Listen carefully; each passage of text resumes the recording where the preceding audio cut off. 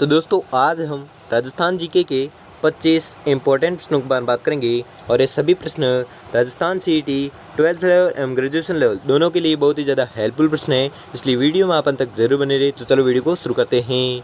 तो आपका पहला सवाल है कि निम्नलिखित में से किस रियासत के उम्मेद सिंह अंतिम शासक थे। तो आपको याद रखना है वह रियासत है जोधपुर रियासत। ठीक है, जोधपुर रियासत के जो अंतिम शासक थे वह थे उम्मेद सिंह। तो दोस्तों आपको 25 प्रश्न दिए जाएंगे, जिसमें से आपने कितने प्रश्न चाहिए हैं वो मैं लास्ट में कमेंट में जरूर बताइए और मैं प्रश्न वीडियो से पहले आप उत्तर तैयार रखें, जिससे कि आपकी प्रश्न होती रहेगी। तो अगला प्रश्न देखते हैं। अगला सवाल है कि चौहान राजवंश का प्रारंभिक केंद्र था। तो इनका जो प्रारंभिक केंद्र था वह था सपादलक्स। अगला सवाल है कि शेखावटी राज्य का संस्थापक कौन था। मोस्ट इम्पोर्टेंट क्वेश्चन है और ये प्रश्न बहुत बार एग्जाम पूछा गया है कि शेखावटी राज्य का जो संस्थापक था वह कौन था। तो वह था राव शेखा। अगला सवाल है कि कछवाह राजवंश की प्रथम राजधानी कहाँ थी। मोस्ट इम्पोर्टेंट क्वेश्चन है। ये भी प्रश्न बहुत बार एग्जाम पूछा गया है कि कछवाह राजवंश की जो प्रथम राजधानी थी वह कहाँ थी। तो उनकी जो प्रथम राजधानी थी वह थी दौसा। अगला सवाल है कि किस बूंदी नरेश ने अपने जीवन काल में ही अपनी स्वर्ण प्रतिमा बनाकर उसका दाह संस्कार करवा दिया था। तो वह बूंदी नरेश हैं राव उम्मेद सिंह। ठीक है, राव उम्मेद सिंह वह बूंदी नरेश हैं जिन्होंने अपने जीवन काल में ही अपनी स्वर्ण प्रतिमा बनाकर उसका दाह संस्कार करवा दिया। अगला सवाल है कि किस शासक ने बूंदी में तारागढ़ दुर्ग का निर्माण करवाया था। मोस्ट इम्पोर्टेंट क्वेश्चन है और ये भी प्रश्न बहुत बार एग्जाम पूछा गया है कि किस शासक ने बूंदी में तारागढ़ दुर्ग का निर्माण करवाया था। तो तारागढ़ दुर्ग का जो निर्माण करवाया था वह करवाया था वर सिंह ने। अगला सवाल है कि मारवाड़ के राठौड़ वंश का संस्थापक कौन था। मोस्ट इम्पोर्टेंट क्वेश्चन है और ये भी प्रश्न बहुत बार एग्जाम पूछा गया है कि मारवाड़ के राठौड़ वंश का जो संस्थापक था वह कौन था। तो वह था राव सिंहा। अगला सवाल है कि अकबर ने महाराणा प्रताप को समझाने के लिए किसे प्रथम संदेशवाहक के रूप में भेजा था। तो प्रथम संदेशवाहक के रूप में भेजा था जलाल खान को। अगला सवाल है कि पृथ्वीराज चौहान तृतीय के पिता कौन थे। तो पृथ्वीराज चौहान तृतीय के जो पिता थे वह थे सोमेश्वर। और ये भी प्रश्न बहुत बार एग्जाम पूछा गया है, इसलिए इस प्रश्न को भी आपको रट लेना है कि पृथ्वीराज चौहान के जो तृतीय के जो पिता हैं वो कौन है। तो सोमेश्वर हैं।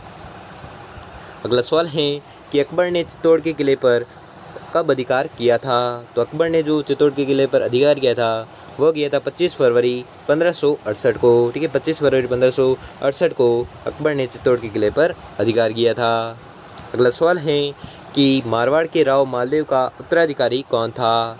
तो इसका जो उत्तराधिकारी था वह था चंद्रसेन। ठीक है, चंद्रसेन क्या था, मारवाड़ के राव मालदेव का उत्तराधिकारी था। अगला सवाल है कि हल्दी घाटी के युद्ध में महाराणा प्रताप की रक्षा किसने की थी। तो हल्दी घाटी के युद्ध में महाराणा प्रताप की जो रक्षा की थी वह की थी जाला बीदा ने। अगला सवाल है कि राजा जय सिंह को मिर्ज़ा की जो उपाधि दी थी वो किसने दी थी। मोस्ट इम्पोर्टेंट क्वेश्चन है और ये भी प्रश्न बहुत बार एग्जाम पूछा गया है कि राजा जय सिंह को मिर्ज़ा की जो उपाधि दी थी वो किसने दी थी। तो ये उपाधि दी थी शाहजहाँ ने। अगला सवाल है कि किस मारवाड़ नरेश ने मुगल सम्राट औरंगजेब के साथ सहयोग की नीति अपनाई। तो आपको याद रखना है यह नीति अपनाई थी जसवंत सिंह ने। ठीक है, जसवंत सिंह वह मारवाड़ नरेश है जिसने मुगल सम्राट अकबर के साथ सहयोग की नीति है जो अपनाई थी। अगला सवाल है कि वह शासक कौन सा है जिसे सिपाही का अंश कहा जाता है तथा कर्नल जेम्स टॉड ने उसे सैनिक भग्नावशेष की संज्ञा दी है।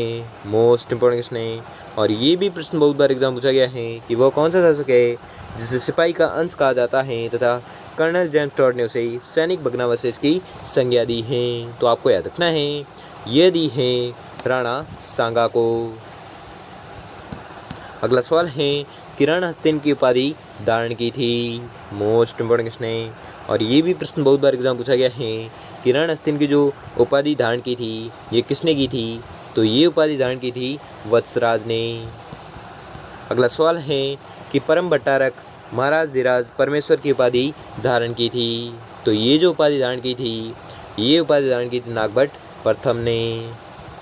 अगला सवाल है कि पृथ्वीराज रासो ग्रंथ में राजपूतों की उत्पत्ति बताई गई थी। तो आपको याद रखना है ये उपाधि बताई गई थी अग्निकुंड से। ठीक है, अग्निकुंड से राजपूतों की जो उत्पत्ति है जो बताई गई है। अगला सवाल है कि हरिकेली संस्कृत नाटक के रचयिता कौन हैं? तो हरिकेली संस्कृत नाटक के जो रचयिता हैं वह है विग्रहराज प्रथम। अगला सवाल है कि गुर्जर प्रतिहारों की राजधानी कौन सी थी? तो गुर्जर प्रतिहारों की जो राजधानी थी वह थी पीलोमोलो, यानी कि भीलमाल थी जो गुर्जर प्रतिहारों की राजधानी थी। अगला सवाल है कि किस चौहान शासक द्वारा ज्वालीपुर को ज्वालापुर परिवर्तित किया गया? तो आपको याद रखना है ये किया गया था विग्रहराज चतुर्थ द्वारा। ठीक है, विग्रहराज चतुर्थ द्वारा क्या किया गया? ज्वालीपुर को ज्वालापुर परिवर्तित किया गया था। किसके द्वारा? तो विग्रहराज चतुर्थ द्वारा किया गया था।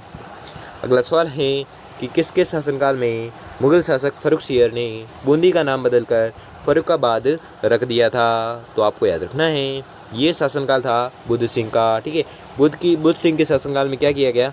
बुद्ध सिंह के शासनकाल में मुगल शासक फर्रुखसियर ने बूंदी का नाम बदलकर फर्रुखाबाद कर दिया। अगला सवाल है कि किसके शासनकाल में जोधपुर पोलो का घर कहलाता था? मोस्ट इम्पोर्टेंट क्वेश्चन है और ये भी प्रश्न बहुत बार एग्जाम पूछा गया है कि किसके शासनकाल में जोधपुर पोलो का घर है जो कहलाता था? तो आपको याद रखना है ये कहलाता था सरदार सिंह के शासनकाल में। अगला सवाल है कि राज्य में चाय के प्याले से जो उफान आया वह शांत हो गया और यह कथन किस राज्य के संबंध में कहा गया है? तो आपको याद रखना है ये जो कथन कहा गया है ये कहा गया है जयपुर के संबंध में। ठीक है, जयपुर के संबंध में क्या क्या कहा? राज्य में चाय के प्याले से जो उफान आया वह शांत हो गया और यह कथन कहा गया है जयपुर के संबंध में। अगला सवाल है और आज का अंतिम सवाल है कि बिना सज्जे का ढोला ढूंढा वाक्यांश किस प्रसिद्ध शासक से संबंधित है? तो ये जो वाक्यांश है ये संबंधित हैं जसवंत सिंह से। ठीक है, और ये भी प्रश्न बहुत बार एग्जाम पूछा गया है इसलिए इस प्रश्न को भी आपको रट लेना है। ठीक है, कि बिना सज्जे का ढोला ढूंढा है जो वाक्यांश किस शासक से संबंधित है? तो आपको याद रखना है ये संबंधित है जसवंत सिंह से। तो दोस्तों आपको 25 प्रश्न दिए थे जिसमें से आपने कितने प्रश्न सही किए हैं वो हमें जल्दी से जल्दी कमेंट करके जरूर बताएं। और अगर आपके लिए वीडियो थोड़ा भी हेल्पफुल साबित हुआ तो वीडियो को लाइक और चैनल पर नए चैनल को सब्सक्राइब कर लीजिए और बेल आइकन को प्रेस कर लीजिए जिससे कि वीडियो की नोटिफिकेशन आपको मिलती रहेगी। धन्यवाद।